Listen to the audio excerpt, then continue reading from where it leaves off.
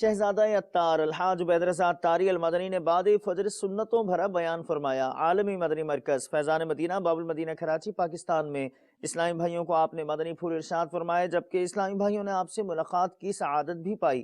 ملاحظہ کیجئے۔ ہم میں سے ہر ایک مسلمان کو چاہیے کہ اپنے اخلاق سنوارنے کی کوشش کرے، اور وہ اس حوالے سے یعنی اپنے اخلاق سنوارنے کے لیے ایک ایسے عمدہ اور بہترین نمونے کا محتاج ہے کہ جس کے سانچے میں اپنی زندگی ڈھال کر اپنے اخلاق اور آداب کو شریعت کے مطابق بنا سکتا ہے۔ تو اس کے لیے سرکار مدینہ قرار قلب و سینہ باعث نزول سکینہ صلی اللہ تعالی علیہ وآلہ وسلم کی زندگی ہمارے لیے قابل تقلید نمونہ ہے، اور کیوں نہ ہو۔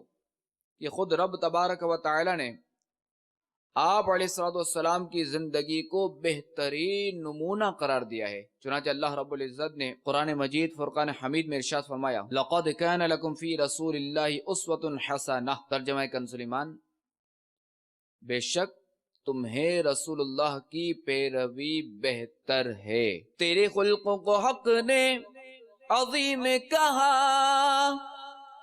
تیری خلق کو حق نے جمیل کیا، تیری خلق کو حق نے جمیل کیا، کوئی تجھ سا ہوا ہے نہ ہوگا شاہ، تیرے خالق حسن و ادا کی قسم۔